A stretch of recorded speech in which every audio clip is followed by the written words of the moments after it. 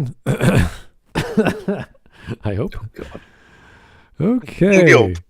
I don't want to look at it. I don't want to look at it either. Anyway, good afternoon, folks. Welcome to Smudcast number 448, Toxic Fandom, Gatekeeping.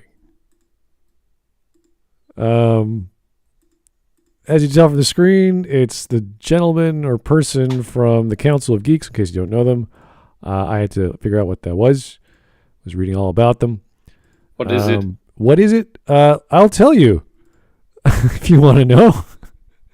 The Council of Geeks. On this channel, we examine various aspects and impacts of geek fandom culture through some gender-fluid person ranting at the camera, the occasional group discussion, and if you go way back, there's even some scripted shorts.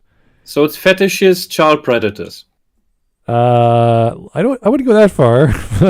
Well, gender fluid is not a thing. It's just cross-dressing idiots who want to be taken seriously with their fetish and latch on to the trans shit. Oh, really? They want to be taken seriously?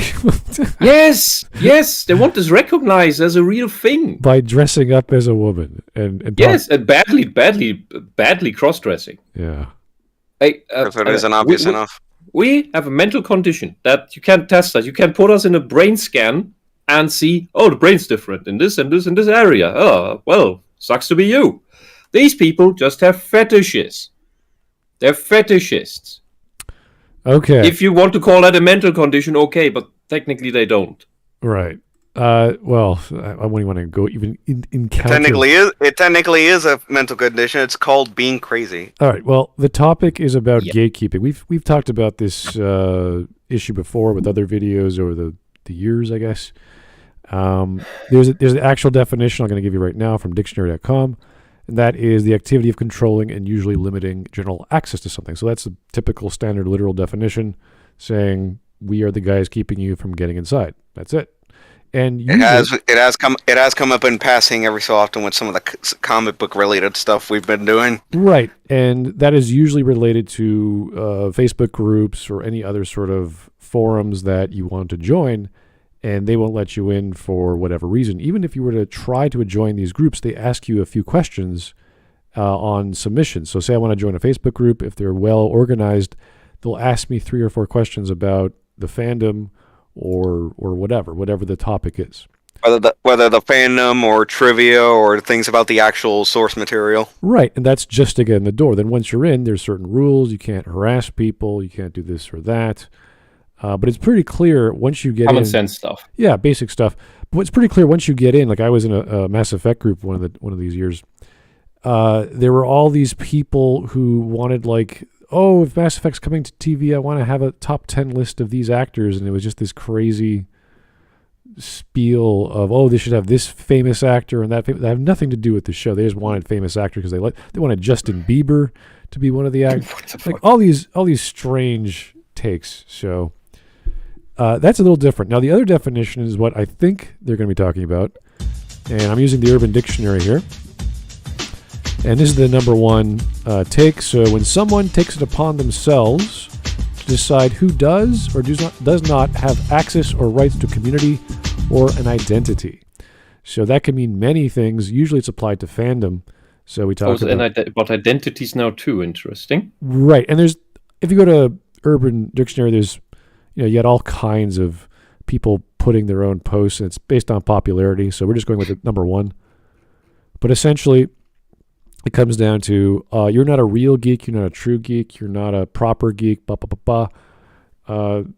Guys, if you're a fan of something, you're a fan of something. That's that. Who cares? Yeah, but there are people who actively are fake fans to get into groups, to feel some belonging, or to find partners. Right. Women do that a damn lot, and not just about nerd culture. They do this about sports. They do this about cars. They do this about everything if they want the guy. Right, and we always talk about how, even actual fans who self-profess they are, I'm a really big Star Wars fan. Let me write the next Star Wars movie. We talk about Episode 8. It's kind of like, okay, yeah, someone was greasing the wheels or someone was getting this guy in the door. And what he did with the IP or the franchise is a little questionable. Yeah. So The issue is with SJWs is that they're almost always fake fans, like 99% of them, of anything they try to get into. And that can be your hobby, that can be your hackerspace. It doesn't matter. That can be your environmentalist movement. They will say, you must let us in, or you are fascists who leave us good people out. Then they get in, then they change everything to make it better and more progressive, as they call it, which means socialist. And then they say, oh, you're not pure enough, and then they gatekeep you out. They ostracize you, and they decide then who comes in. They just want you to not gatekeep so that they can come in, like they lower your immune system, your common sense, so that they can get in and then replace that immune system with themselves and their rules. That is what happens every time. And anyone who badmouths gatekeeping, because there is a sense to it, like your body's immune system for one. Like that doesn't happen. That doesn't have an open door policy. In a way, it does, but it also throws out the crap that doesn't belong in there. Gated communities was a topic a couple of years ago at the Chaos Communication Congress. A couple of years, probably 10 years at this point. And I started wondering at some point what these gated communities actually are, because this is a US phenomenon, to my knowledge, where it started happening, where a bunch of people got together and built a wall around the little community with a gate in front, where they were paying some security guy, and they were all basically paying their own communal tax to keep the wall maintained and pay the guy, and maybe even have some of their own services like firefighters and stuff. And I thought, like, where have I heard that before? And it took me a surprisingly long amount of time, like years, until I made the bloody connection. Because the US didn't have anything like it. However, here in Europe, we had something like that for a very long time. It's called a city. And how does that work? We go back to medieval times and before. People get together, and then they build a wall around their town. There's different versions of that, or fence, like anything to defend your town. Why do you do that? You don't want predators from the wilds come in. You don't want robbers to come in. You want to be able to defend yourself against some wild tribes, some other people, or some other stupid village that you have a blood feud on for the last 200 years. I don't know. You have a wall. And usually it was the way that people who lived next to the wall were also in charge of maintaining that part of the wall. Walled cities are the most common thing in the history of humanity. A city is a gated community. The word citizen is derived from belonging to the city, having citizenship. We just expanded this to be that the nation became our cities. And that makes the borders a bit more soft, if you want to say that. But therefore, it's completely justified to have a wall to defend yourself against outside threats. Like the German word for citizen is Bürger, which comes from the word Burg, which is the castle. Castle tends to have a wall, the gate, and the Bürger are official members of the Burg community, if you will. That means you are an official part of the castle, the people who live inside the castle walls, and there are some very famous ones like Rothenburg ob der Tauber, which is a giant, it's a giant castle city that is almost perfectly preserved. And if you live inside that, you also pay your due to help maintain and staff the wall to defend against any threat from outside. That doesn't need to be an active threat, because the simple fact that you have this fucking wall means you're less likely going to be attacked. Also makes it easier being besieged, because, well, you have to be besieged. You can't just be raided.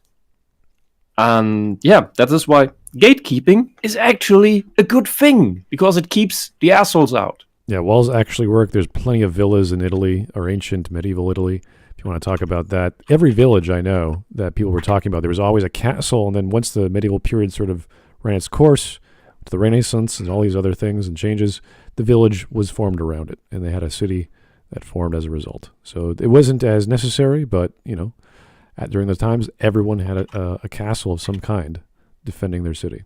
So anyway, let's get going. We got some super chats and donations to get started with. Here's Kyle Rocket. Thank you, sir, for the one. She looks like she looks like Marvin. This is a man from Daddy Daycare when he put makeup on. Yes, let's not confuse. This is a man for sure. The trans woman tells you this is a man. Yeah. He says he's gender fluid, which is not a thing. This man does not have gender dysphoria. He's just a fetishist. He dresses up. He didn't even laser his face. You can see his beard shadow, which means he's even bad at putting on makeup. He has a weird male feminist or feminist haircut on top of that. This is just... he did his eyes, and he put on way too much rouge, but he put... and this bright lipstick, but I don't see any foundation that you would need to cover up the fucking beard shadow. Just shaving isn't enough if you're a man and want to get the female makeup going. That doesn't work. Okay. You're a failure. All right, let's keep going. Strawman, thank you for the 5. How dare you, gender fluid is a thing. I identify as water? What? You identify and as... beware of waterbenders. I'm a chemical element? Compound? What are you doing? Oh. I think that's just a chemical. Yeah, it's just a chemical compound. Yeah, it's liquid. Oh, boy. Great Scott, thank you for the 3. The argument against gatekeeping is as blatantly stupid as saying people without licenses, citizenship should be able to vote. Oh, well. Yeah, so what the SJWs basically do is you have your city and your citizens, and it's all going pretty well, and then outside, suddenly there's a bunch of people who keep yelling, let us in, we also love your city, we're also citizens, but they are not citizens. They don't have citizenship. But they yell, you need to let us in, you are bad excluding people, you're bad, oh, you're Nazis and fascists, and then you feel guilty and you don't want to be called these bad names, so you open the gates and you have mercy with these poor souls in their rags, and you let them in, and then they start looting your place and killing your regent, throwing people over the city wall, catapulting them. They're also not maintaining your walls at first. And they basically take over and decide who gets to stay, and that is everyone who agrees with them. Everyone else gets catapulted over the city walls. And then it's a very, very small population count in the city for a while, and they only allow people in who agree with them. And you are then outside of your own city that you paid for and maintained for, just because some asshole who let himself, some wuss who let himself be emotionally manipulated, opened the gates to these fuckers. Because all they do, in short, again, so that it sticks, they are outside, they yell, let us in, you're evil gatekeepers. They get inside your city, they throw you out, and then shut the city gates. They just are there to take over, because they themselves are gatekeepers. And they are the very gatekeepers that they claim you are. All right. It's all projection. Let's keep going. Here's Strawman once again. Thank you for the 2. This guy from White remake of Undercover Brother. The White remake of Undercover Brother. Oh, God. I think we had a joke going on about white chicks, I think. Was that the movie? A little different here. Anyway. One more for Kyle Rocket, then we'll start the video. Okay. I'm running out of caffeine. Yeah. Let's see. Kyle Rocket, thank you for the 1. Didn't they try to say Loki was gender fluid because he can shapeshift, or am I tripping? I thought he said... They claimed that, yes. I thought they claimed that. I thought the story was he was bisexual, but not gender fluid. Yeah, but they also claimed that. They claim everything because the character can transform through illusions, so that means he is also every sexual. And that's just stupid. Every sexual. Okay. That's fun. Anyway, omnisexual. It's a 15-minute and 45-second video. So this is going to take some time. Let's go. I think I remember this asshole. Ugh. If you just clicked on this video and your first thought is, why Oh does my it God. look like this? Then you know what? You are not a real Council of Geeks fan. Thank God. Yeah, I'm not, and you're an asshole. I don't want to be a fan of you. You're disgusting.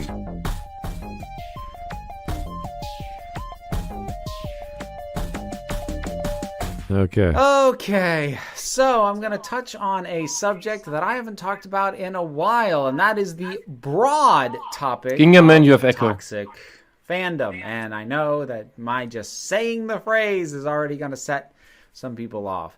Again, I'm dealing with this broadly. I may cite specific examples as I go along, but this is not intended to be a condemnation of any one specific fandom.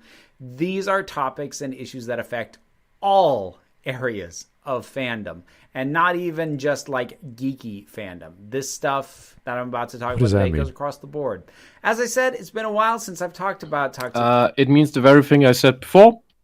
SJWs want to get into everything, and they will accuse everyone of being gatekeepers until they get in and get control. Yeah, but there's fandom and then there's geeky fandom. Like, what are you talking? Like, you mean like anime is geeky, or like video games? Like, what do you mean? You understood that part wrong, but the way I understood what he just said is that it's about every type of fandom, not just geek stuff. All right. I see nothing wrong with the moderator of a group. I don't care. If they break the rules, you're out. It's that simple. Yeah, but it's not about that. It's not about just moderation and rule breaking. When these people get in and get control, they set up new rules that are about thinking a certain way. You need to have a certain opinion, and if you don't have that opinion, if it becomes known that you do not share that opinion, you have broken a rule and you're thrown out. Legally, by their standards, because you broke the new rule. And that is shit. That is worse than just normal gatekeeping. That is ideological purity and witch hunting. This is how cults operate. Anyway, we're a minute in. Let's keep going. Toxic fandom. I have in the past talked about the ways in which fandoms can kind of go off the rails, or how there is now basically sort of the this gender fluid bullshit. You could say I keep calling that, and this pansexual crap, and this basically everything we call transgenderism. That is basically fan fiction about the actual condition of transsexuality or gender dysphoria or whatever you call it today. Because the condition doesn't change, you just give it new names. The stuff these people claim is not the actual condition, but they want to latch onto it. So they keep claiming that we, with the actual condition, are gatekeeping them out because we insist that if you want to call yourself trans, you should have a diagnosis. That is gatekeeping to them, getting a diagnosis. No, they say, no, it's enough to be trans if you just say you're trans, if you just claim it, and everybody has to respect that. And this is how they worm their way in, and did so very efficiently, even, sadly, through the past decade, that now everybody has to just play along, to the point where boys who are clearly not trans get into girls' locker rooms and bathrooms to harass them, even attack them sexually harass them. And the school is looking away because they don't know what to do now. Because, well, that can't really happen, right? Because that's bad for the narrative. Now, these people have gotten in to our medical condition, essentially. And first they do that socially. And now that they have, because I'd say to every one of us, there's 100 of them. Then it makes our voices a bit quieter. And then they try to shut us up on top of the very few of us that even open our mouths because we don't actually want to be noticed. These people want to be noticed. I mean, look at this fucker. And what they then do is that they claim that everyone must be trans, and we who insist that you get yourself medically checked out, and if you want to call yourself trans, get a diagnosis, and maybe do take some effort to transition. Get your hormone therapy, because that is what helps against gender dysphoria. If you claim you're trans, then you're likely in pain. And that pain is relieved by hormone therapy.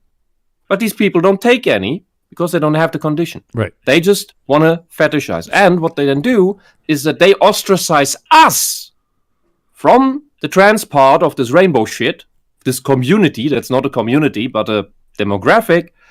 That's why they call it a community, because you can't exclude people from a demographic but from a community. And say, we are not the real trans people. Now that they got the power.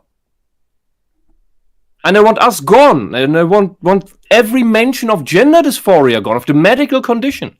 They want that eradicated.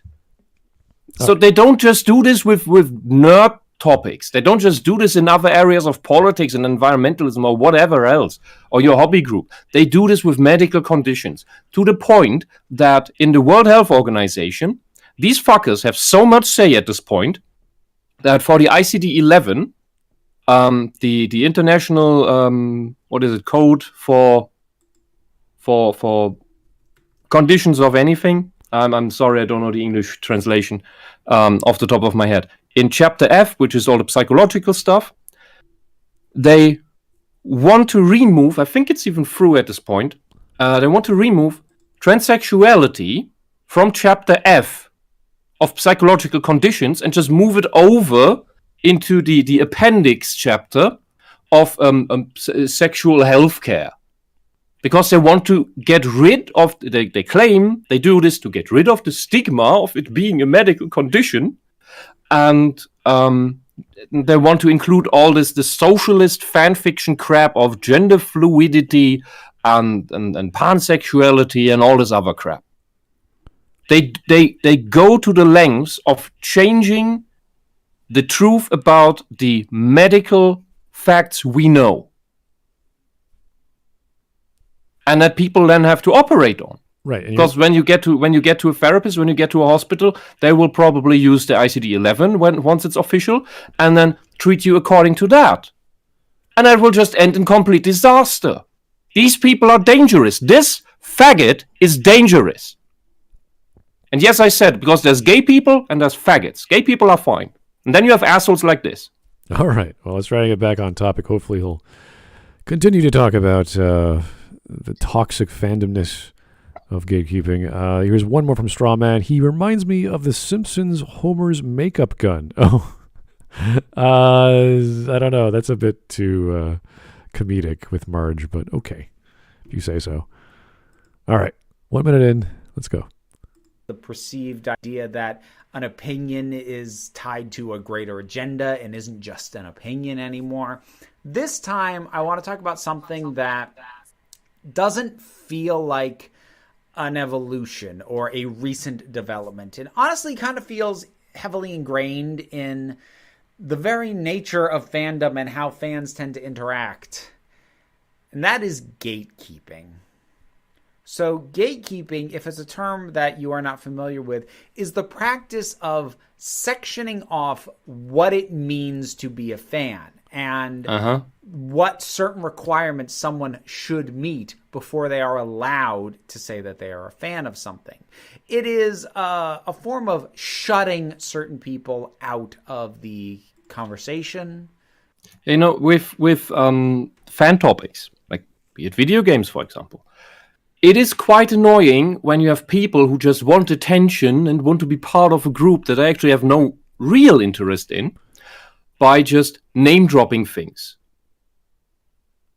And, for example, I've had this a couple times there was a girl that tried to hit on me, and at the time I was playing for all the Zelda games, and she started just dropping random words about Zelda, like heart piece and stuff, and was like, with not much context behind it. And when I tried to talk with her about the actual topic, she had nothing to say. She had no thoughts of her own about anything. That's not a fan. That's someone who tries to impress you. Well, it depends on... And that is not someone you want in the group about the thing. Because we're talking about, like, video games, for example. Video games take time, their gameplay and skill. There's a lot to learn and get into, and there's stories sometimes associated with that. So you could stop playing a game and say, I really liked it, but it wasn't really for me. It's like, oh, well, you never really got into it. So, like, it gets like people say it gets better if you just keep playing, or the same with a comic book. It gets better as you read it further. and they say, well, I stopped and get into it. It's like, oh, you're not a real fan. You didn't get past chapter 5 or whatever. It's like, well, if you're not into something, you're not into something. You're not a fan. That's totally cool. Dude, for example, with Wheel of Time, there's 2 books that are hard to get through. And even if you're a fan, if you're a real fan of the series, and you're rereading it, and you're getting to that book, like one of them is book 5, Fires of Heaven, and you sit there, you just got done with book 4 and put it back on the shelf, and then you get, oh, that book. Like, it's completely understandable when there's a hard passage in the thing to say that, yeah, okay, you're new to it's your first time. Okay, yeah, it's an annoying part of it. Because fans tend to be understanding of such things. Right. It's like they know like that Dark Souls 1, the whole what's it called? This poisonous Undercity, where you can go from the start nexus. I haven't played the whole game. I only remember parts of it. Right. From mainly watching people play it. You chat probably knows exactly what that part is. It's this toxic town in the abyss with all the elevators where they shoot poisonous arrows and everything.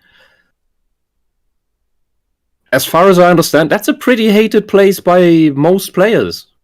And I think in part because of frame rate, then really mean ambushes and all of that.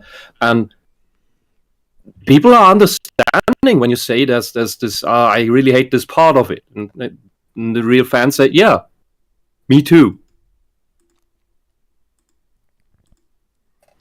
Well, this is the same with any kind of franchise, really. Look at the video game for Devil May Cry. Like, everyone knows the second game was a little lackluster. The DMC remake was a bit odd, although you could still enjoy it. Then we have 1, 3, and 5 and other things like that really shine out to the audience and say why you like it, why it's fun. And there are little nitpicks and little details that we can always quibble on. We can always say, well, I didn't like this certain weapon or a certain boss fight or this or that. But overall, that's the general opinion. And if you ever have someone who says otherwise, like, oh, I love Devil May Cry 2 is my favorite, you're like, whoa, on what metric? What are you measuring? Gameplay? Story? Like, what are you talking about? How did you come to that conclusion? You really have to ask some serious questions, because it sounds as if they don't know what they're talking about. Oh, that's all they've played. So there are some signs that you can pick up from fans who don't know. A game as simple as Devil May Cry, it's very, you either like the game or you don't. You realize the story is pretty silly or you don't. You're not paying attention to it. Mm-hmm. There's no like great moments of drama in Devil May Cry. There's some weird brotherly love scenarios, I guess, where it's like, all right, they're a family and they care about each other. But other than that, it's just all action and stupid shit happening on the screen. So, but it's fun. It's a fun game. Oh yeah, Siege brought up a really good point, because the SJWs keep saying they're socialist activists. Like, we can't just say it out loud and not just use this stupid term. They like to say taking it back or reclaiming the thing when they never had it in the first place. Right. Like when old 40-year-old, 50-year-old cat lady wine-ons say we were reclaiming the internet. Like, who are you? You weren't on the internet in the 90s, not in the 2000s. You know the internet as Facebook. You're not reclaiming anything. You never had it before. And if you map that onto my analogy with the city and the city wall, this little mob in rags outside is standing there and yelling, "We are reclaiming the city from you!" And you never had the city in the first place. How can you reclaim something that you never had? They're just saying this shit, and it gives some people fall for it, and they think, oh, it was taken back from them, from the evil people who built the city. I think we all know the definition by now. Let's actually get to their arguments, because I'm kind of curious where they're going with this. And it shouldn't be that hard for us to pick apart. So let's go. The community, the fandom. And to a certain extent, there is a logical extrapolation going on with it, because it's not a completely unreasonable thing for somebody to pull Doctor Who, because it's a fandom I'm fairly involved in, that there is a bit of a difference between somebody who has been, combing through every single episode, has seen every episode of Classic, of Modern, heard every single Big Finish, and read all the Target novels, and someone who just started tuning in. Okay, it's just a completionist argument. Stopped watching after Series 4. To call them both fans in some ways does, at a gut level, feel a little disingenuous. Like there's clearly a different of commitment going on. No. One is just into the entire thing and just likes everything about it. And the other one is just maybe a bit more casual. Maybe it's just got the modern stuff, the good modern stuff, that is. You showed that this absolute failure of a Doctor Who as well. The last one, that woman who didn't even care about Doctor Who, from the writer who only understands Chibnall was his name, I think. Who only understood the superficial elements of Doctor Who, but none of the depth, and didn't understand what element was there. Like, why did the Doctor go on his babble tirades? There was always sense to it. But under Chibnall, it was just random babble that happened at random times. Because he didn't understand any of it. Didn't understand the character or the universe. Yeah, I think there's... And the way he explained it as well in an interview was that when he watched it as a child, he listed all the things that are just a superficial shit. Yeah, like the long tirades, the explosions, and some other weird stuff that I don't remember. Right, there's a certain degree of knowledge that a fan has to possess to understand. So you can't just say, I like it because it had explosions. You have to say, well, this explosion meant that it was the destruction of the Death Star, the Empire has fallen, and the heroes can go back and take their victory bows. Like there's meaning behind what's going on. If you don't have the understanding of the scenario or the story or the characters or the gameplay or whatever, then you didn't comprehend the thing you like. And that's you can enjoy things on a surface level. No one's saying you can't, but you're missing the point of the experience. And with a lore as big as Doctor Who or Tolkien, it's like you really have to pay attention to consider yourself a fan because there's so much of it. And you could also say that... sorry, go on. And that's what I say. Like, I'm not a fan of Tolkien because I just can't remember all that stuff. I read it long time ago, and I thought it was fine. But for someone reading it being 10 or 11 years old, you got other things going on in your life that are more exciting or more memorable. And it's fine if I just say, yeah, I kind of like it, but it's just long and boring to me. It's like, well, you clearly didn't read the whole thing. It's like, yeah, I got to the third book and I just stopped. I was so bored. That happens to a couple people because The Lord of the Rings, the way Tolkien wrote it, is just very drawn out. Yeah, and that conveys the length of the journey. And it's not that that's deliberate. It's not that I don't respect the writing and the effort that was put into it, but it's just not fun to read after a certain point. I was falling asleep half the time. Yeah, I had trouble with that myself as a kid, and I came back to the books later on in my life, and I could appreciate it more.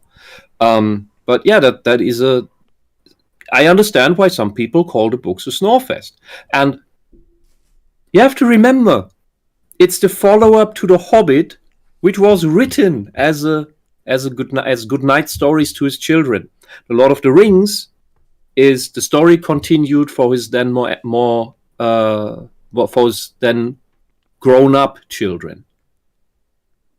So there's a similar vibe to it, and you want to keep some of the style. It's completely understandable. Yeah. And all books have issues like. Neuromancer is kind of falling apart at the end because Gibson didn't. We talked about this yesterday. Gibson kind of wasn't too happy with, not too happy. He was bored continuing the book. Well, so kind of his comments on kind of meanders around on Cyberpunk. I remember that tweet he made about so it's GTA in the Cyberpunk genre. Oh, really? Yeah. Well, it's not wrong. Well, as you have to be, and you have to be down to earth and throw some cold water at the pretentious shit. Yeah, that's good. Makes sense. Sadly, at the time, this was before the game was released, and at release, it got all the flack for what it was. And now it's a bit. I guess it's playable. I don't even know. I'm sure Now it is. it deserves even more flack for how broken it is. Oh, it's still broken, really? I have no idea. Oh when it came out. I saw it. Yeah, I saw it on Steam on sale during the winter sale? the winter sale for like $40 or something. I was like, I don't know. I'll wait. It's when I saw that was basically like what happened with Balan Wonderworld, which was I think an even worse scenario than Cyberpunk. Oh, really? What happened there? Basically the same thing. It's like it had a lot of hype going for it, and basically when it came out, it was very much below standard. I see. Okay. Now, look at Warhammer 40k, for example. The real fans, they don't love everything. They have so much to hate in their own hobby because so many of the books are absolute garbage. Some of the editions are absolute garbage. Like, I think everyone hated the 8th edition, is what I keep hearing when they brought that out. And because the rules were fucked up. And I read some of the German translations.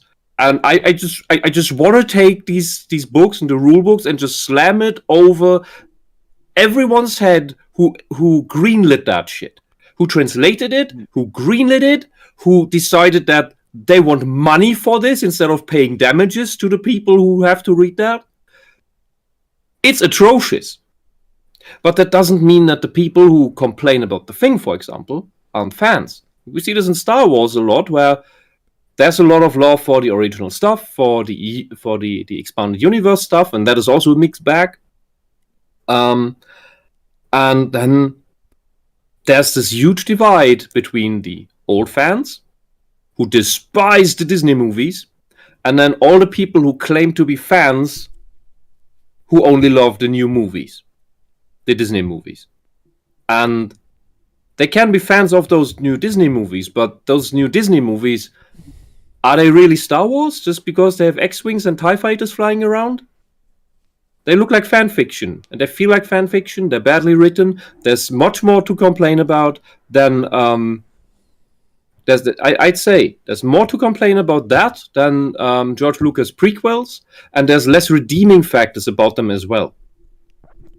And that is the horrible part. And this is where fandoms divide. Just because you like a part of the thing, and you have no love for the old stuff, for the original stuff that it's all built on, then I would say, how much of a real fan really are you?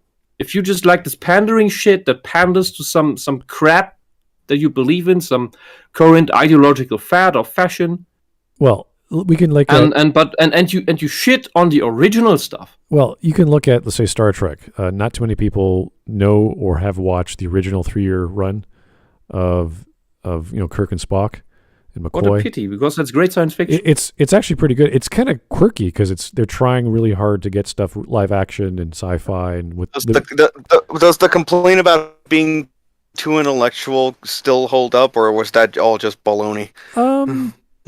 I don't know. It really depends on what you get out of Star Trek, because you can see it as an ideological issue of someone trying to do something that they can't in the future, and with the sci-fi reality, with aliens, and can this be applicable to modern day? There's always like how can I translate this to modern day? How does it relate to me? Yeah. The essence of science fiction. The essence of science fiction is not you have spaceship flying around. The essence of science fiction is playing through the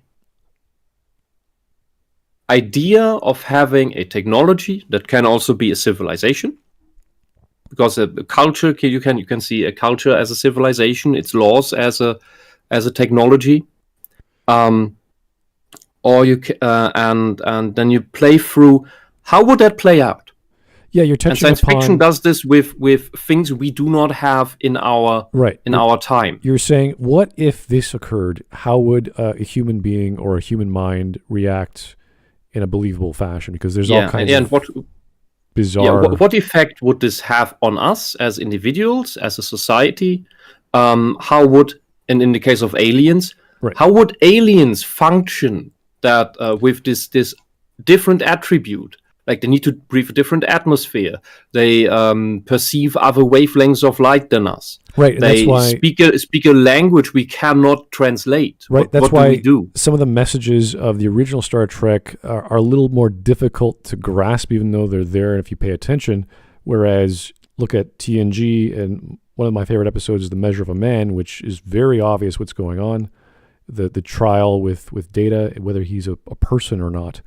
It speaks to a fundamental aspect of what it meant to be alive, what it means to be part of a society, what does it mean to be a living being within this, like all these little legal arguments that never were addressed. And that's like kind of, people don't read Asimov or don't know the rules of robotics. It's like, well, here's that, in another iteration of that in a modern in an sense. easier digestible medium. Exactly, yeah. So I have no problems with people who don't touch the old series, but you're missing out. And I wouldn't call them a bad Star Trek fan. I just say, well, you don't know the original. You're not a fan of the original. That's fine. Yeah, and this is the fundamental difference between what I call real science fiction and a amusement park joyride that is this STD Star Trek. Yeah, that's tough. Because to watch. there's no. The difference is real science fiction is a philosophical exploration, usually open-ended. Right. And this is why a lot of the actual Star Trek fans have some love for the Orville, because the Orville is much more. Once it loses it over time, it loses the Family Guy humor very quickly, and gets very serious. Thankfully. Yeah. I'm very happy thankfully. about that. Yeah, exactly. And it had moments really for that. It had reason why that faded out, not just because they were fooling around in the beginning and not taking things seriously and joking around, but then serious things happened that were not solvable by the humor that almost got people killed. Yeah, and the cynics among the viewers of that show would say that the show got its head out of its ass rather quickly. Yeah, and that was great. But what the show does is it comes across a phenomenon, whether that's some drifting colony ship or some weird culture, and it deals with the issue, it explores the issue, and then leaves. And there may have been some changes then with the issue, with the colony ship, with the weird culture, but we do not get moralized of what the real answer is or what we should think about the thing. We're just left with, this is how things are now, and we can play out the rest in our heads. That is what philosophy is about, and that is what good science fiction does. STD does not do that. All right, let's get Picard back. does not do that. Let's get back to the video. Here's Great Scott. Thank you for the 3. You put in that much effort in faking your gender.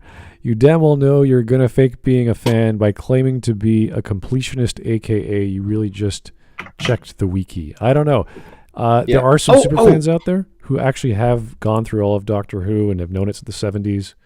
So, and I tried to watch all the old seasons, and I got stuck in the second one. I think it's where a lot of that was where a lot of episodes were missing, and it was just a couple stills.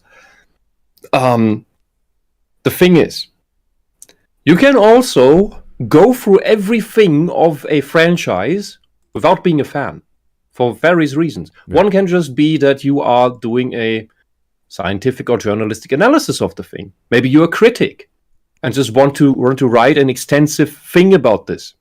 Yeah, we hear that a lot in newspaper blogs or online, where you'll have like the book expert or the tech expert or the guy who just talks about geeky stuff, and he's watched a few episodes, he doesn't know the lore, and he'll say, oh, this is interesting sci-fi, it's got this and that.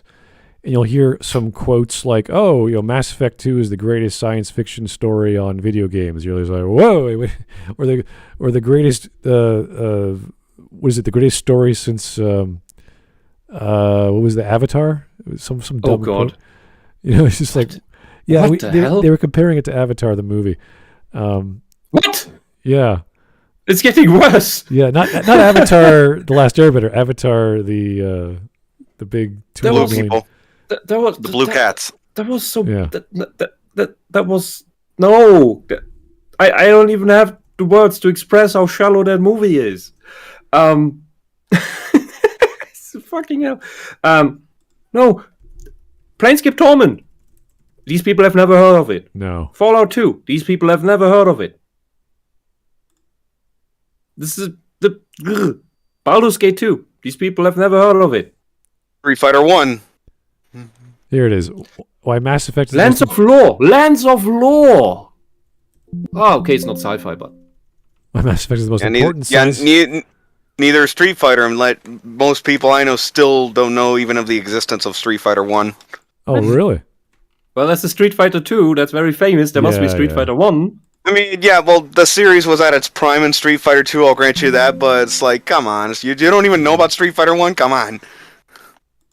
Well, you can deduct that it exists. Yeah, just because, the series doesn't start with 2. Unless it's some kind of, like, bootleg movie. We have this kind of a very, very recent example of this are you a real fan thing with the Wheel of Time series. The TV series. There are people who genuinely like the series, and if you have any reverence for the books, I don't see how you can. I seriously do not see how you can, because everything has been changed in that.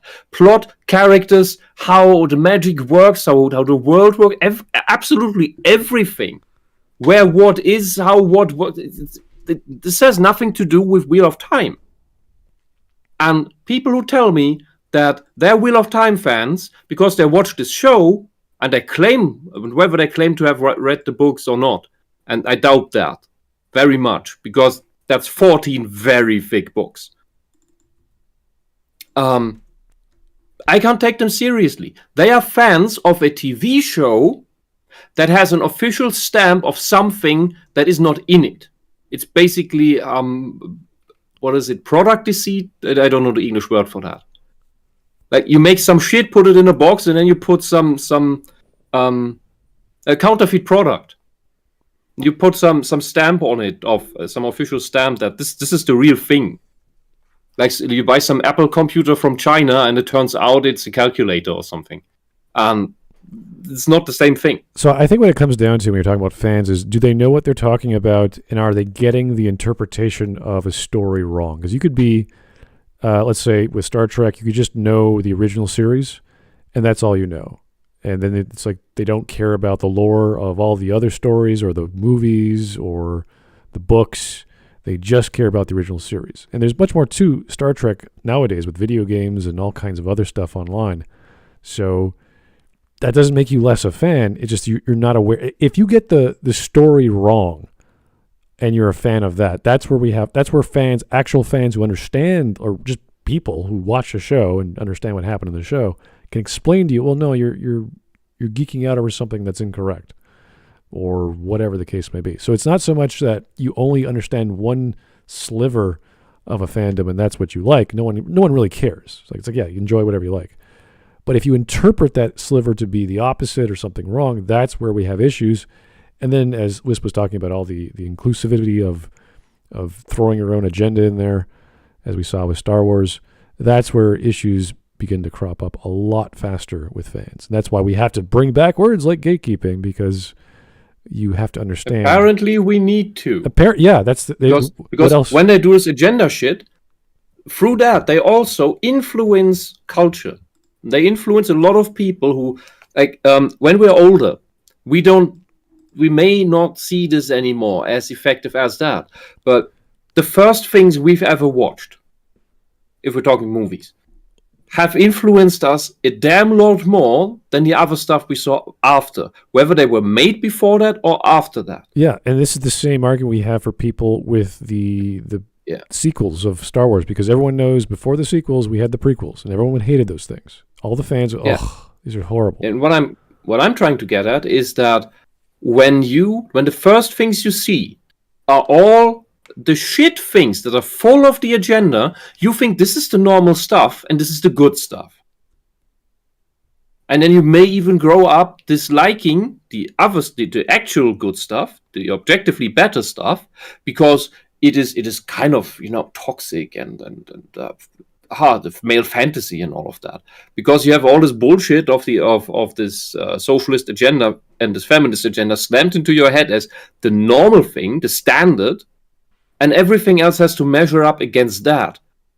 And that is also a form of brainwashing, because you only get this one side of things. This is like something I noticed this today because I'm watching this Castlevania season 4, and it's atrocious. Mainly the animation. The writing is another story. And what I wondered at some point was, because all the new characters in that are strong female character of diverse ethnicity in this Slavic country. And what I wondered was, it's basically tropes. These are all trope characters, essentially. Like the one with the the black woman that has a haircut that looks like someone shat on her head, and it's all falling into her eyes. So shaved sides, shaved backside, and then combed everything forward that's hanging in your eyes. And it looks like someone shat on your head.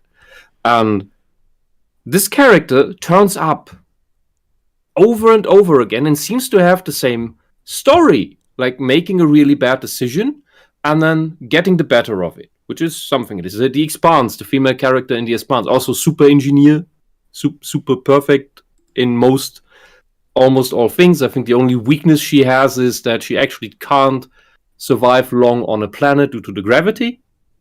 And other than that, she seems to be the super perfect Mary Sue character. But she made one big mistake. She sent I forgot the name, the particle that later made the gate, to the Belters so that they had more power against the wishes and knowledge of the main character. Which just led to more problems. And this is a recurring thing with this kind of character with the shit hair. In Castlevania, in Season 4, there's also a character like that with a similar story. Made a long-term decision that just fucks everything up and basically lies all the time. What I want to get at. Red. Our wonderful Red from Overly Sarcastic Productions talks about tropes all the time and how many of them are dumb and bad and all this stuff. There are tons of SJW tropes at this point that are recurring and that keep popping up in every material they touch, whether they make it from scratch or whether they infiltrate another one. And it's just always the same shit. It's always the same characters. I want to see Red rant about that, but I doubt she ever will. And this is where essentially filmmaking and animation has to gatekeep the low quality out. Like they have to return to some meritocratic endeavor where they say, okay, we have these multi-million-dollar projects. We pump so much in special effects and voice and get these really expensive voice actors that are like AAA actors. Like, we get Johnny Depp as a voice actor. Ooh. And actually, nobody cares, usually. Right. But what they then don't pay any money for is the writer. They get some no-name asshole idiot who's probably, or most likely, some activist craphead who puts his personal fetishes into the writing. Like the Game of Thrones guys. Like the Wheel of Time guy. You can probably come up with other examples. I'm personally not happy with the Castlevania thing from the ground up. The guy who made it also said that he actually had no interest in Castlevania. Like, you can see where it just goes into a random direction instead of... They could have done something cool with it. Like, every season, another character out of the franchise as the main who goes through his story. Someone in the Discord mentioned that today, and I thought, that's actually a cool idea. Even a basic one. But they don't run with that. Instead, they get these weirdos, these no-names, and hand them the biggest franchises that exist. The very stuff that basically the cornerstones of our culture, and that you would want the bestest of the best, that you would only want to hand as basically a reward for having proven yourself to be amazing for. You don't want to hand Star Wars to some random asshole who doesn't give a crap about Star Wars. You want to give it to someone who cares about it and knows his craft. Who's known to be a good writer. I think and the same with Star Trek. The same with Wheel of Time, for that matter. The same with anything. Sorry, I'm running out of steam. Yeah, well, I know you're talking about Warren Ellis, who did Castlevania. I think he's pretty decent. He's not on the same level of Neil Gaiman I would trust, because he knows mythology so well, and he would look at Castlevania and say, what do I have to work with? The And you go, cartoon is bullshit. The writing is bullshit. The characters are bullshit. The animation is atrocious. okay, all right. Let's get back on It's topic. just fancy, expensive backgrounds that are dazzling you. The animation is actually atrocious. All right, let's keep going. It looks like it looks like you're looking at a storyboard that is just, and you're just moving from storyboard frame to storyboard frame. It's like, oh god. Let's keep going. Yeah, and everyone's talking. Half the time, people are talking at 90-degree angles with each other. Now, for all these Yankee movements, it's always this 3 to 5 words. Pause. Move of an arm, move of the head, or move of an expression. 3 to 5 words. Move of any of the previously mentioned, and that is all the conversations. It is atrocious. All right, let's go. Here, So right? every trigger anime ever. Well, yes, and I would say that you could debate the, for lack of a better term, size and scope of the fan. One is a fan of much more of Doctor Who than the other is, but you know what? They'd both still be fans. And they'd both still be valid, and they would both have a place in the fandom. And that's the thing about No, fake fans don't. By its Fake fans nature, can it go is out the an window. Exclusionary tactic. It is setting up barriers to entry. And honestly, Yes, and they're important. I wanna know- because fake fans don't care about the fucking thing. I wanna They just know- want to get in, and then they tell us, "Oh, actually, this thing is bad about the thing you like, and this thing is bad about the thing. Like, we really need to change this, and this is really toxic. And you know, we shouldn't talk about that other thing that I don't like, and we really need to change all of this." Well, Those are not fans. I want to know. Gatekeeping prevents sabotage. I want to Yes. know what group she's referring to, because a fan is just a guy who likes a thing, and it's media or this or that. That's all. There's no actual physical Facebook group or forum. Like what exactly are they being kept out of? I don't know what she's talking about, or he's talking about. I think Space Junk raises a good point. All fandoms suck, and I think the devil's in the detail here.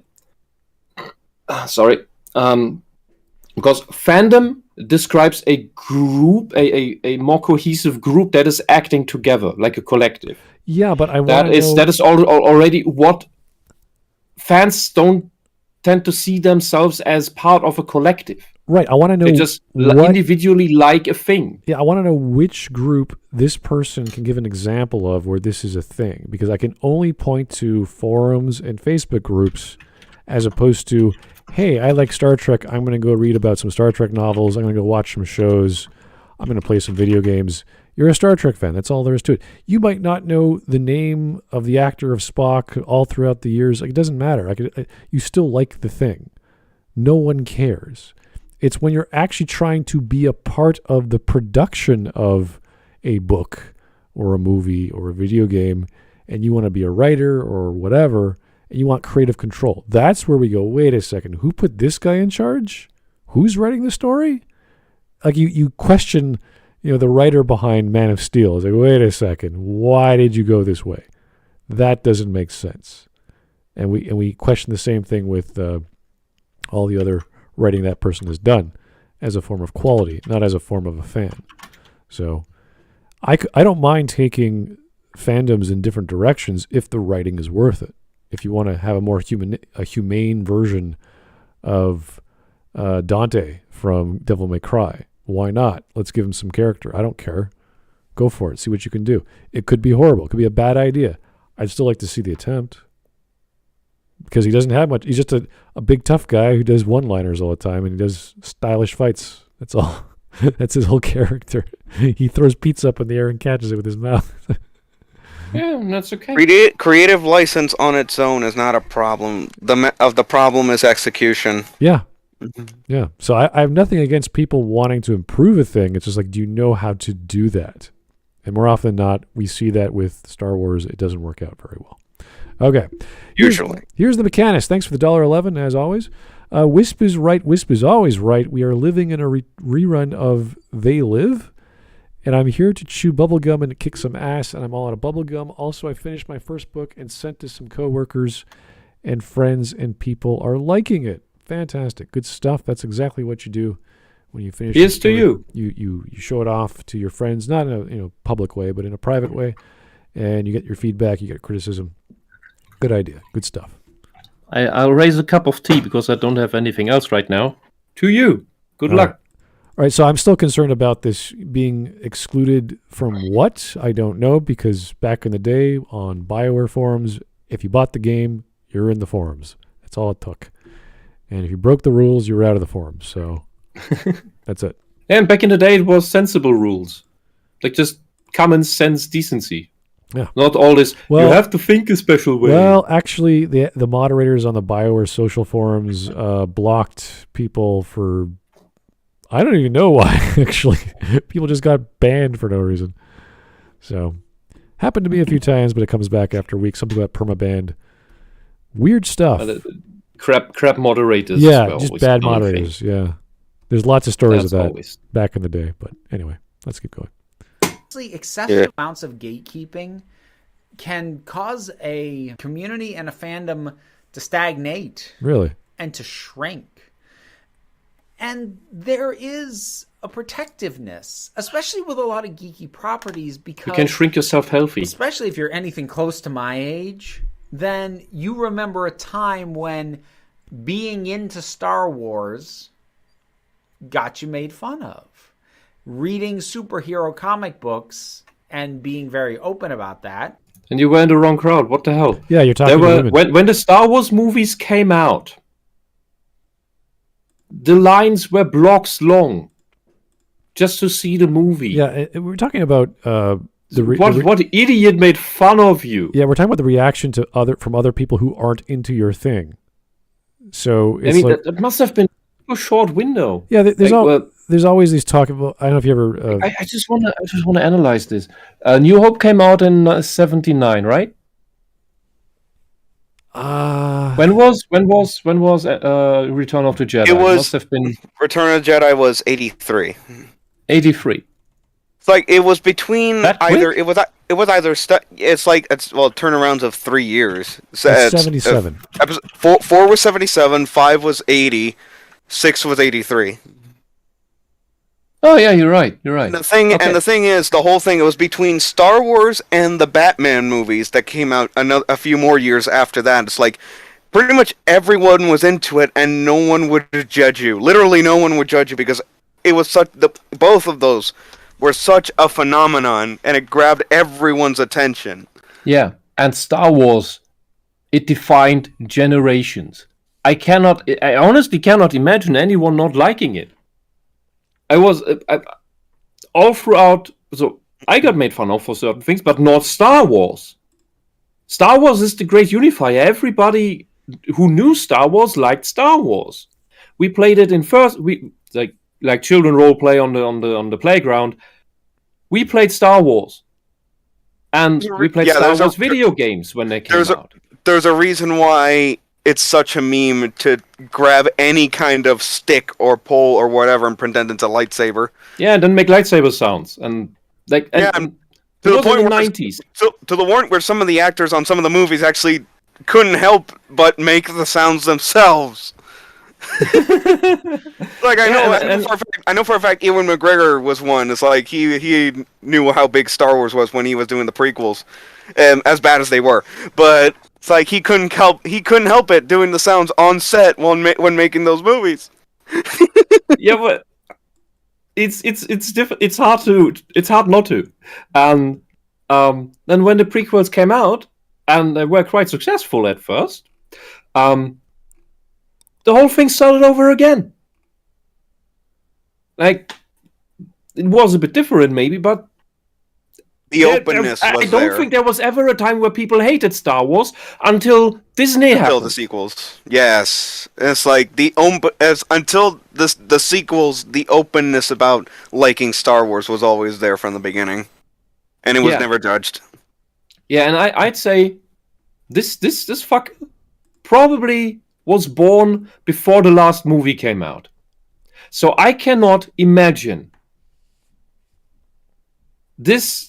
having been made fun of for liking Star Wars, it must have been a very specific, exceptional thing. So my intuition tells me he's lying.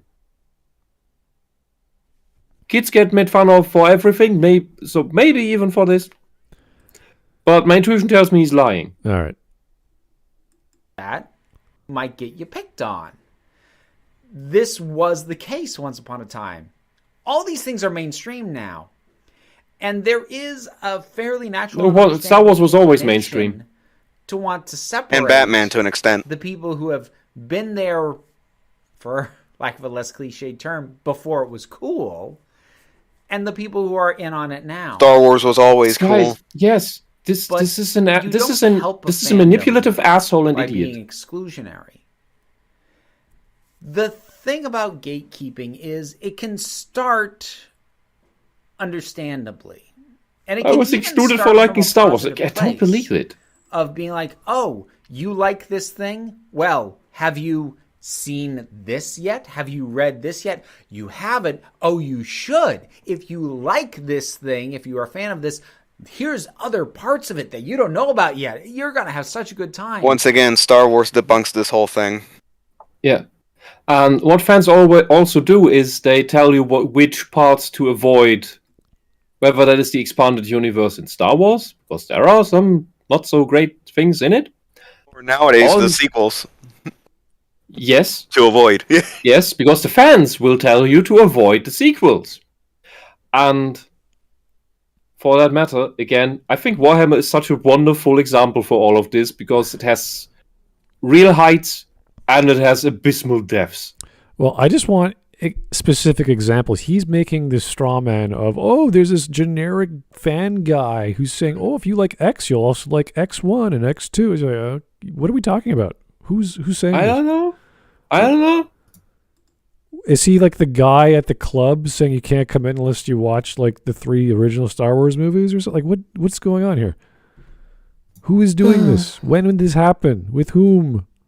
I don't like this generic this thing. That's why I call it a lie. That's why I call it a lie. If there was an actual example here,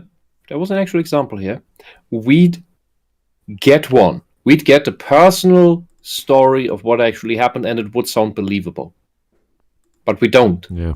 Because it's made up. Because Star Wars is a really, really bad topic to try this with. All right. Thanks, Disney. Let's go. And it's a depressingly short step to go from that to what, you haven't seen this and you haven't read that? How can you even call yourself a fan? Yeah, but that's stupid. That's a stupid, childish thing to do. Yeah, and there are people like that, but they're extremely few. Yeah, so, and they're usually despised by the rest of the fans. Yeah, I've never encountered this myself. I don't know who would say, "Oh, you don't actually get Mass Effect, or you don't actually understand Star Trek," or it's like, what do you mean I don't understand a character in an episodic story on TV, which for the whole family to watch? Like, what are you talking about? You think I can't pay attention? Like, what? I think I know what's going on, and that is Hollywood has purported comes to mind, was probably not the right word, has pushed or created this very stereotypical geek nerd character in comedy movies in the 80s, 90s.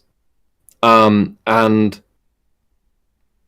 those tend to, and it's this whole American thing of how nerds are, how they are exclusionary and how they're weird and creepy and how they get picked on.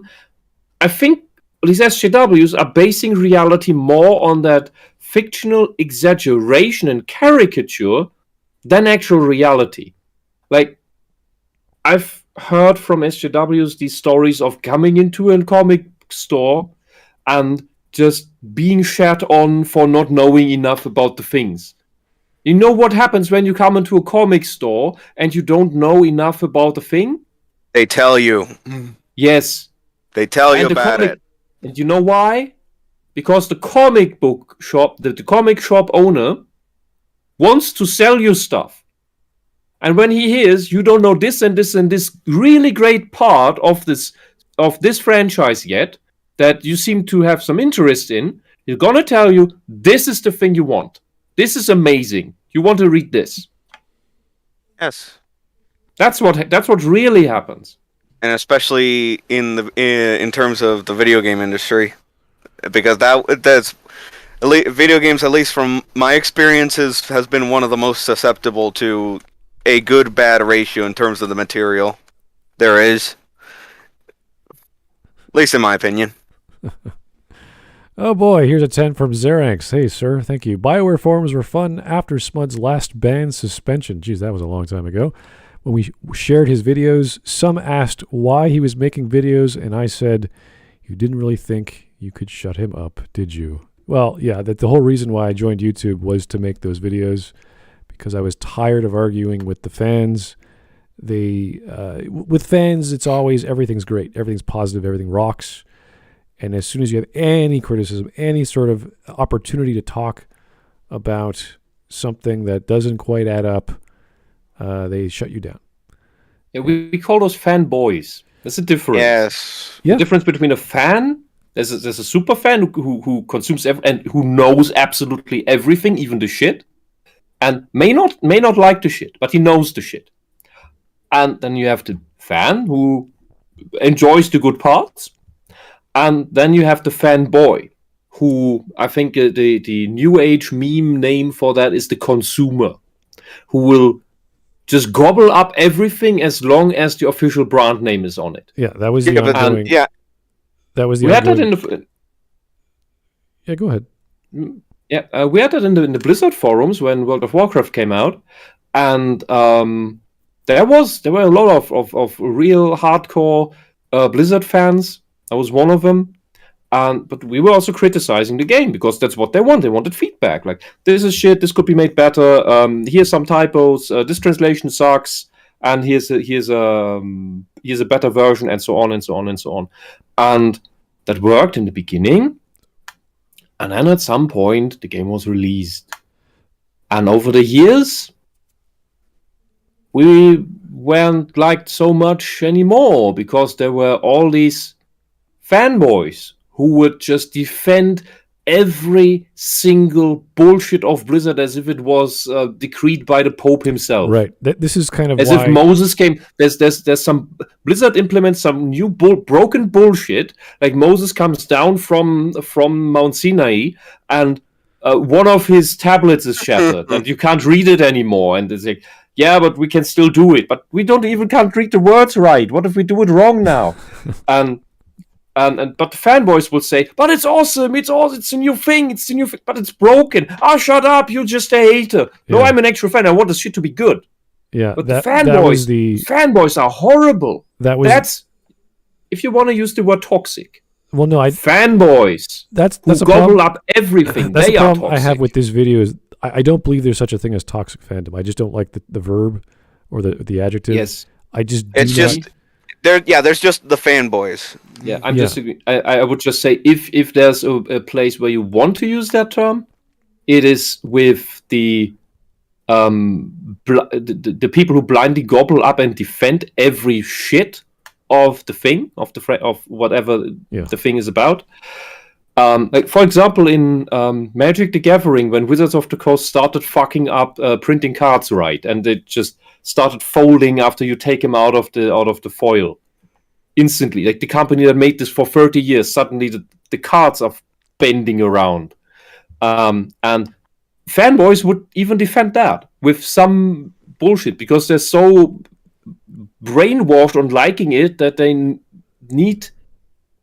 they probably feel pain if they acknowledge the criticism. Yeah, the general argument was wait till the next game to fix all your problems, or wait till the next story to fix all your plot holes. But it's never fixed. Like look at World of Warcraft. There are still bugs in there that remain from beta.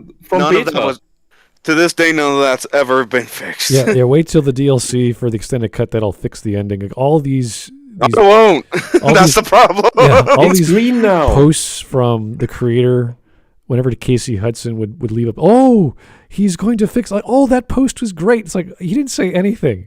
He didn't say anything he was good. He said nothing. He said absolutely nothing. And you're eating it up like it's like the answer to all of our questions. Like, no, nothing happened. They just spent 2 months of their life and just expanded on exactly what they did. They didn't change anything. They added stuff. They broke more. Yeah. So far, I would say there's 2 negative groups of so-called fans. That's the blind fans, and they're a good money source. No question about that. And then there's the fake fans who pretend to be fans just to get in and then replace everything with their own shit. Indeed. I think that's the 2 bad groups of fans. Pretty much. All right, but And these people and this asshole is defending the group that gets in and changes everything. yeah, if you have a liking to a game or a book or a series, good for you. It's great. If you come at a fan who knows his stuff, they're going to correct you, and that's normal because a fan is passionate and knowledgeable of their fandom. And then there's the idiots out there that clump the fanboys and the super fans together, and I absolutely despise when that happens. Mm-hmm. Yeah, You're always one of the worst extremes of the thing when someone doesn't like the thing or doesn't like your opinion. I mean, on a basic level, like fanboy and superfan are pretty much are exact opposites when you think about it. oh boy.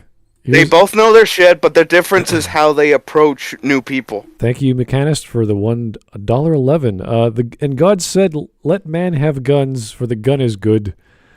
Oh boy! If you don't know where that's from, I don't know where it's from. I apologize. it's okay. But I've heard it before. I just don't know where it's from. Check out Zardoz, Sean Connery film. It's a wonderful movie. Watch it. The gun is good. The penis. I'll try to look it up. It's a Sean Connery movie. How can you not? All you have to remember is. Of course. All you have to remember is this quote: "The gun is good. The penis is evil." In some ways, well, you know what? If you really think about it, in some ways, it is true. Okay. It is absolutely true if you think about it. Yeah. So go watch Zardoz, Zardoz. It's a movie with Sean Connery. You know movies with Sean Connery are always fun. They're always great. He's a great actor. You will love Zardoz. I mean, there's a reason why his Bond is one of the best, if not the best. I would say if you like the old Star Trek, you'll probably like Zardoz. Yes. Like, why don't you write it? One of you write it to me in DM more. so that I don't forget, please. Yeah. Other than that, no more spoilers on Zardoz because you should enjoy it as much as possible without that. Okay, let's keep All going. right, I'll look it up. Yeah, let's keep going. I'll look it up later. And a big takeaway that I want people to realize is, even though I sort of made the comparison, people my age, having the whole "I liked it before it was cool" thing, fandom and gatekeeping. I mean, people your age that are like this are stupid to begin with. So there you go. It's been there since, certainly for as long as I have been aware that fandom was even a thing. What? I remember in grade school that there were some kids in my class and around my age and a little older who did like Star Wars. I hope they were your age. And I remember them making when they were in fun your class of some kids in the lower grade, like first and second grade, because those kids liked the Ewok cartoon. Because in the eyes of the more mature and more real fans, that was the stupid kiddie spinoff. No real fan would like that. They couldn't view it as a stepping stone for someone to get into the greater world of Star Wars. They just demeaned them for it. So that's... Okay, who has seen the Ewok movies? Well, who cares? These are kids. I don't really give a shit. Yeah. What is this argument? Kids say mean things to other kids. Yes, and grass is green. What are you getting at? Kids are mean to each other. Meanwhile, the sky is blue. We need air we need to breathe air, and Jimmy Hoffa has yet to be found. Yeah. Also, it's interesting. He admits that, and I believe this. He's recalling memories here. So So there were other kids who liked Star Wars in his youth. So and plural, so several. So it can't be that much of an outsider thing then. They could be talking about sports. The other kids would still make fun of that person's favorite player. It makes no difference. This is not an argument. And the thing about bullying is that the bullies do not even need to speak the truth when they say they dislike what you like, that they think what you like is stupid and silly. They may even like it themselves. That is possible, or they don't care at all. They just say it because they know they can get you with it. They can get at you with it. They can get under your skin. All right, let's keep going. You misinterpreted that, you idiot. This mentality of and 40 years later, you didn't learn it. Creating a hierarchy. Pretty much. In the playground. Of saying that these kinds of fans are better than these kinds of fans. Yeah, when I'm 7. Is as old. This is irrelevant because it's just stuck kids. With this child. Yeah, that has nothing to do with fans. That is just becomes children. A somewhat harsher line, but it is a very natural outgrowth of fandom hierarchies, which honestly I would say in the first place. What organization? Who? What is this hire? What are you talking about? Which group? Who? Where? When? What fandom? You should be able to give me names. Not your childhood. This is all just elementary school shit that this asshole is basing everything on. Yeah, again, this is all irrelevant. That. He's still stuck in elementary school mentally. Is this all this is? Again, this all we're doing? All irrelevant because it's all irrelevant because it's still schoolyard children. It's just kids that like stuff. This isn't fandom. Let's go for another minute. I thought I had issues. Let's go for another minute. This is all this is. We're wasting our time. No, go on. Okay, you started so late. We can keep going. But when I was 7, this is what happened. It's like I don't care. That's not an argument. Here's Great Scott. Thanks for the 3. So wait, this person is comparing wannabe fans who gatekeep to kids. I mean, he's not wrong. Kids can be wannabe fans. Yes, this is true. Anyway. Yeah, to be part of the group. They pretend to like things. There's and with the girls, the behavior keeps sticking. Yeah, because it keeps working. There's immaturity in fandoms. Yes, there's immaturity online. Yes, this is nothing special. Why is this an argument? I don't know. It's not changing in my opinion. You're just saying people suck. It's like, yeah, and it's certainly making that someone is a more knowledgeable fan about something, but to say that someone is a better fan, a superior fan because they know more of these things. Well, yeah, that's why you have trivia night on Thursdays, and I've went to many trivia nights at bars, and they had like Simpsons trivia nights.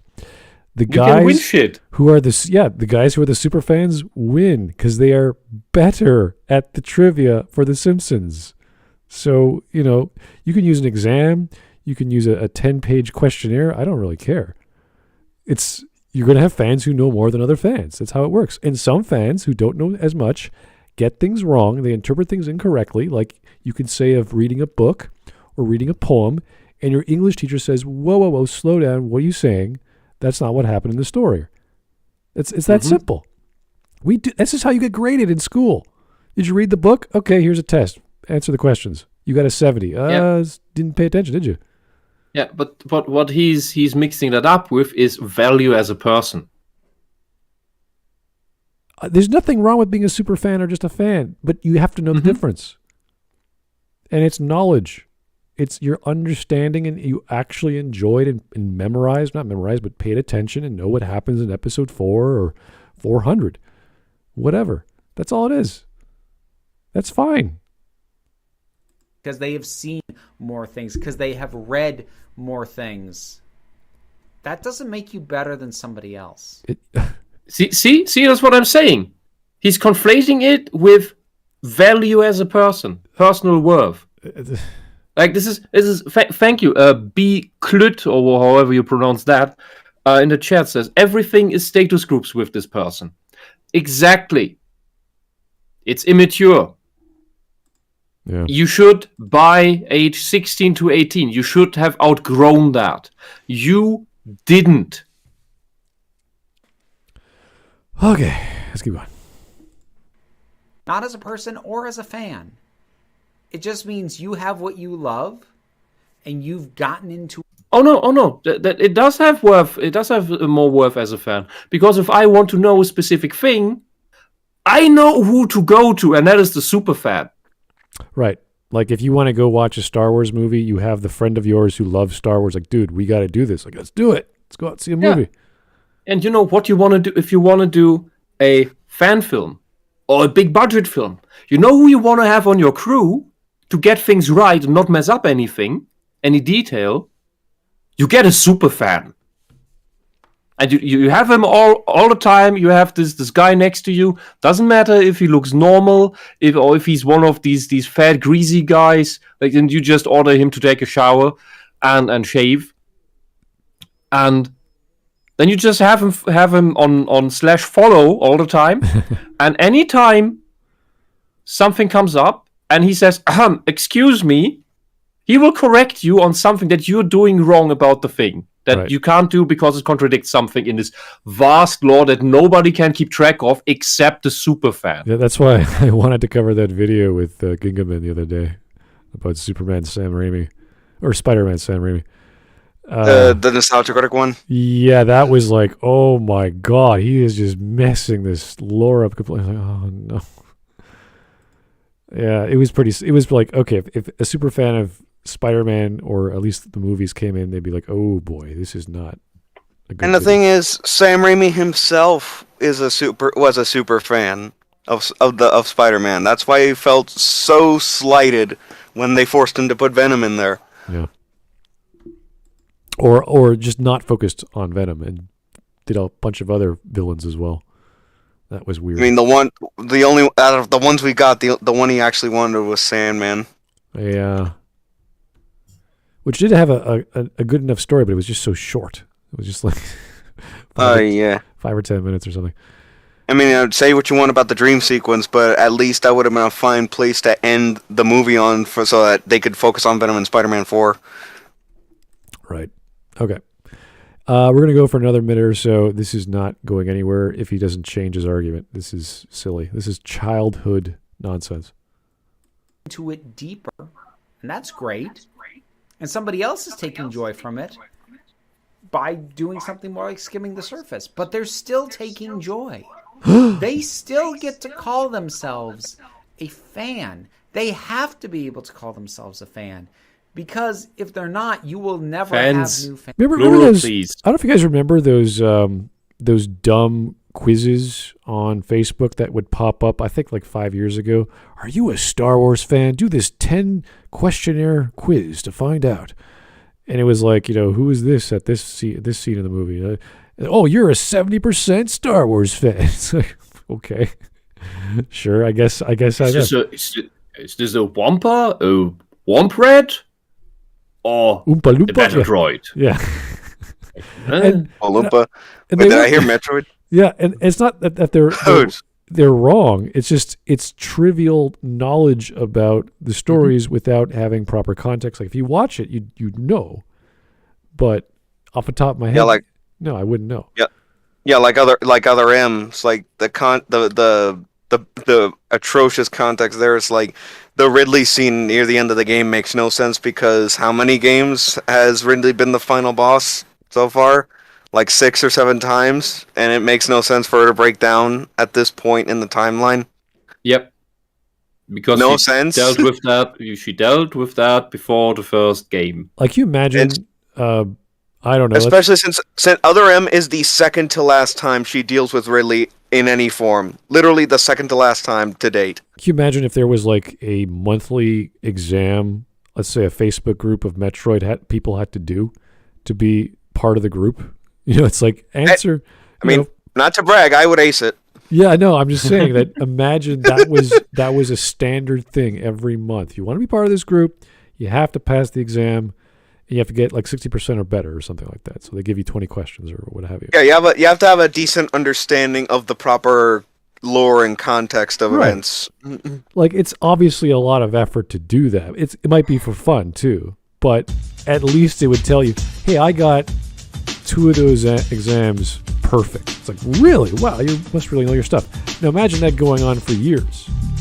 Like this guy's a super fan. He's done the exam. We can gauge his knowledge. Like for every game that comes out, yeah. It's like if it changes a lot, it's like you gotta know how this changes everything. Yeah, and it's not that we don't dislike you. That's just the rule of being part of the group. I wish we would have something like that so we can say it's a very strict group. You have to really know your stuff, and that's that. I mean, okay, that's the rule. Fine, you're part of the group. It's a very elite group, and you can talk about nuances of the story and gameplay and puzzles and that sort of thing. Because Metroid is a lot of exploration. It's a lot of visual gameplay.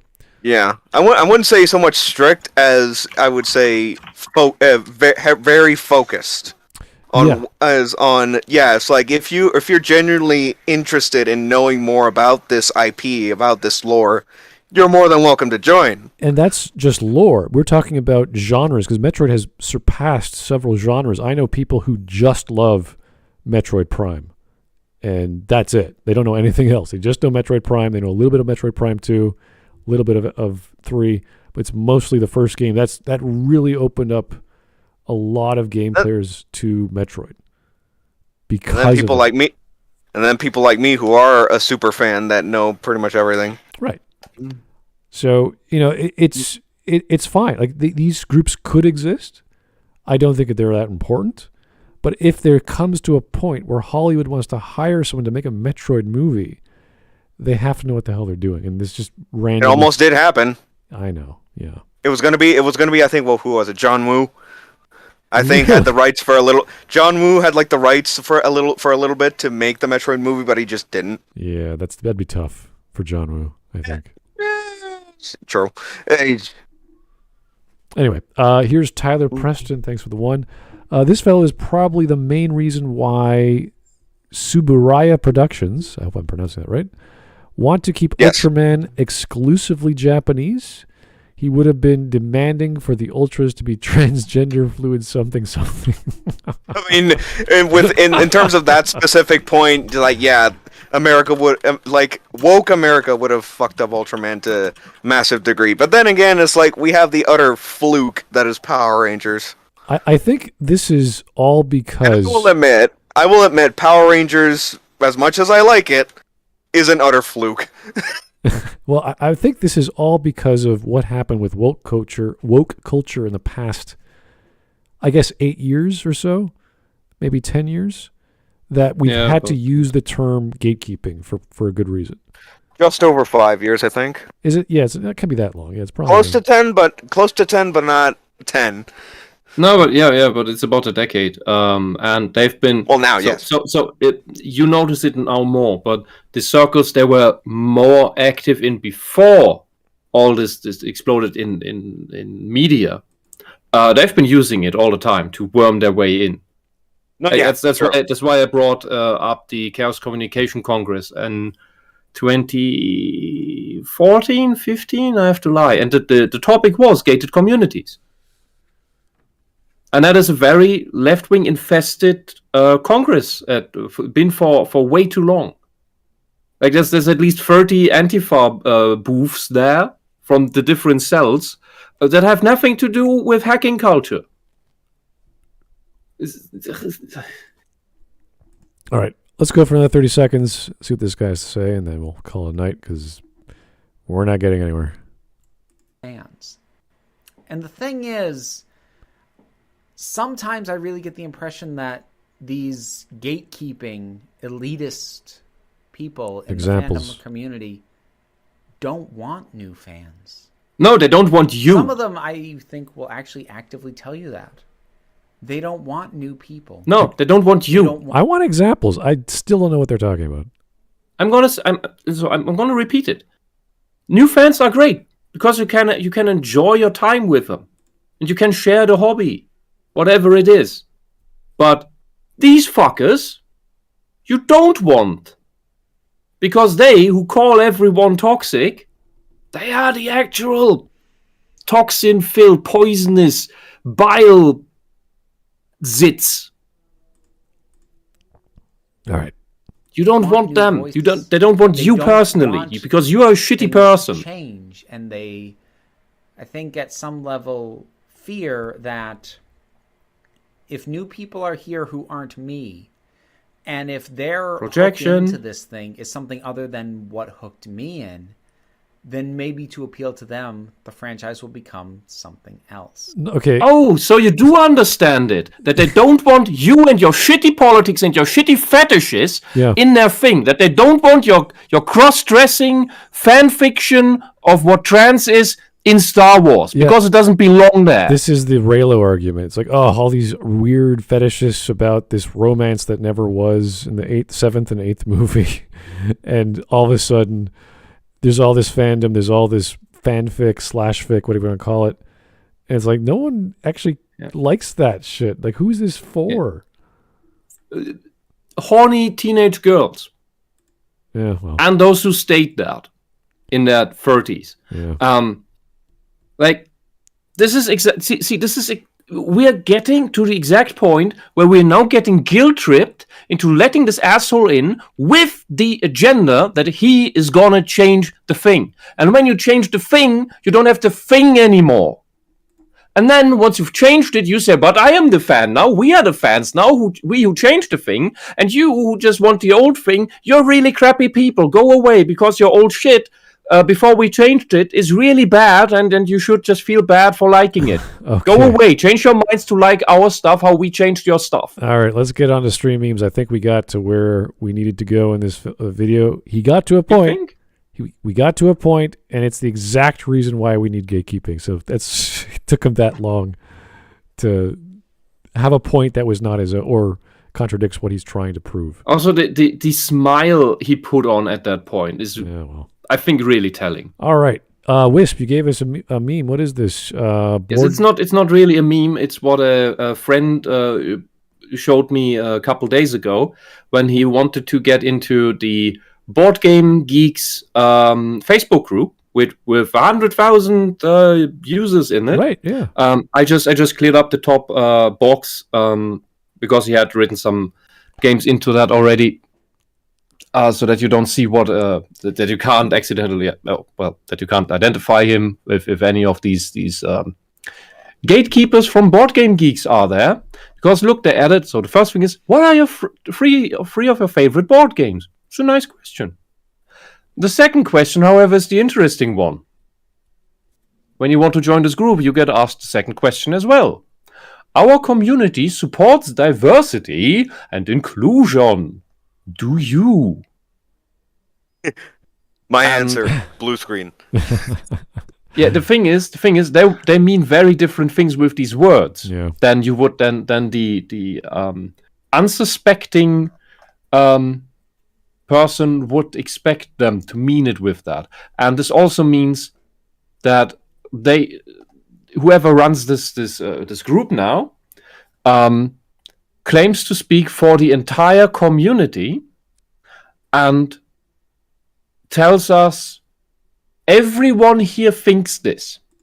We're all of one mind on this topic in our definition. Because if you write anything other but yes here, these people who are against gatekeeping, which are the including people apparently, will probably exclude you. This is great. Because this is the absurd thing here. This is the irony. This next meme is perfect. What you were talking about, Wisp. You do not fit in here. Okay, we will make our own place. Why are you excluding us? Fuck off. Yeah. Perfect. I actually have this printed out, hanging in my corridor for a couple of years now. That's great. Yeah, that's how my hackerspace should have acted. Instead they have been taken over. Gatekeeping socialist trap is another word for an immune system. Those who are against gatekeeping want want to give every community on the internet AIDS. Whoa. Yes, yes, I completely agree. Oh, I completely agree. That is AIDS means autoimmune deficiency syndrome. Yeah. No, was it artificial? No. I think it's artificial. No, you got it right. But yeah, it's because it's artificially destroying your immune system, reducing it. Then they can get in, and then they make it whatever they want it to be. Yep. I don't know what the first part is from, but we just watched the person on the bottom. So Yeah. That's I know who that actor is. I forget his fucking name. yeah. Damn it. This is a city in Europe. Landscaping. What's This is the city I mentioned, Rothenburg ob der Tauber. This is the best still existing medieval city in Germany. Oh, wow. And you see this? Do you see this giant wall? That is a city wall. This is what the gated community in medieval times looked like. Yeah. literal gatekeeping? Yeah, and That's a big wall. I have a Holy crap. picture of the city wall up close on the walk up. I saw this with medieval churches. They show lots of castle-like churches and other places like that. Obviously, it's different every country you go to. I just know Italy has villas, which are miniature castles, and the ramparts and all the various walls were, torched or attacked, and you could tell from all the battle scars they had. So, yeah, they were used. They were effective. Yeah, that is a wall, and walls work. Yes, They bloody well work. Okay, look at the size of that place. Holy jeez. And it's huge. Bless you. Yeah. All right, what's this? And it's a wonderful town. If you ever come to Germany, this is a place to visit. It's basically the town is full of museums. They even have the main museum even has gun blades, actual 17th century gun blades. Here's Raging Tiger 84. The thing they want. I have made more of the thing you like. Yay! Thing I love. Thing. I can't wait for the thing. Woohoo! I do not like the thing. You are a bad person if you do not address the fact that I do not like the thing. I have changed the thing.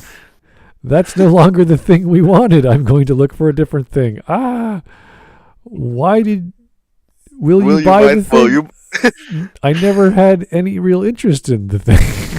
And that is the woke agenda in a nutshell. Yes, that is exactly what the SJWs are doing.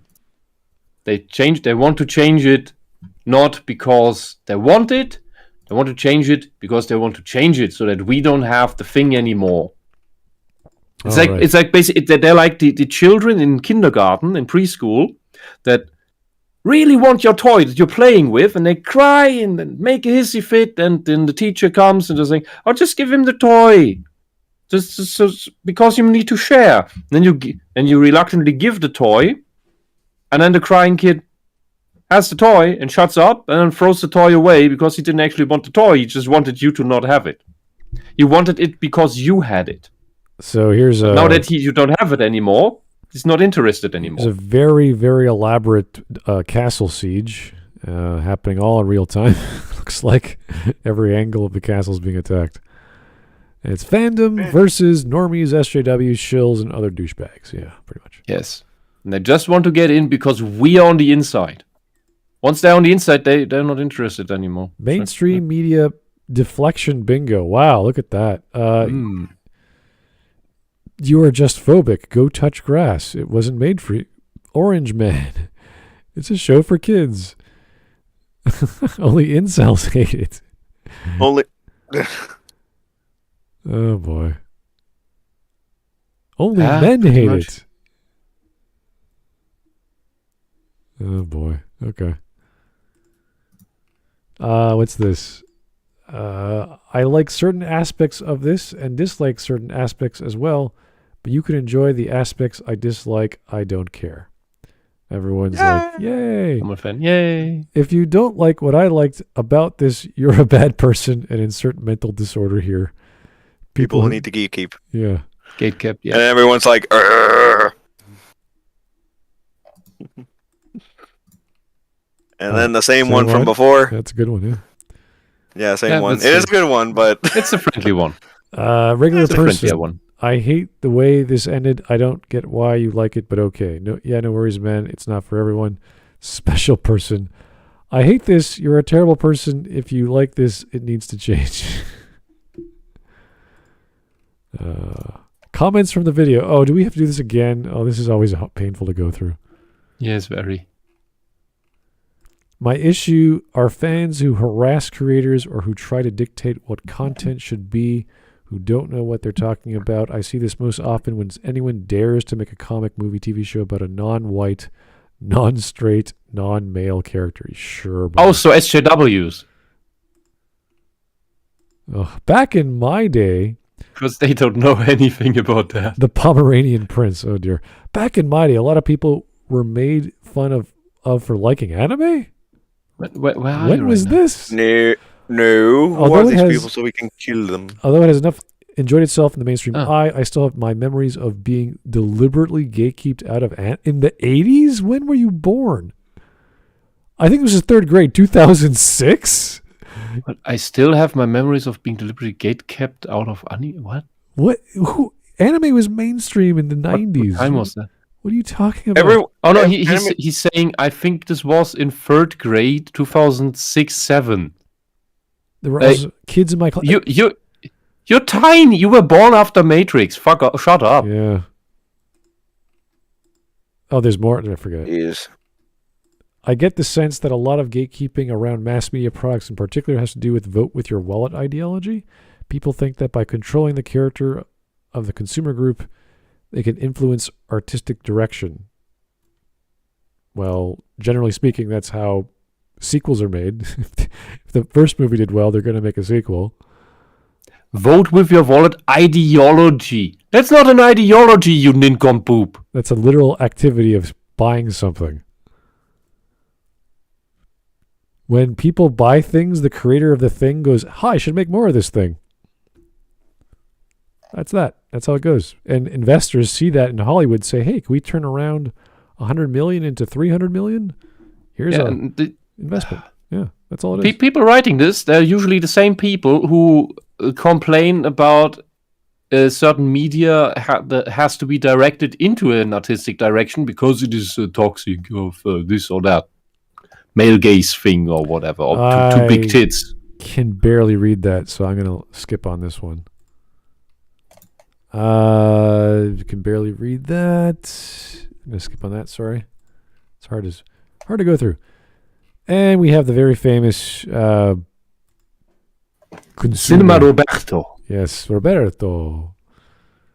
Doesn't ask questions, just consumes. Yeah. So these comments before, they all seem to be stuck about having been picked on in their childhood. Yeah, They guys, don't understand. They have that never is- learned that kids just do that.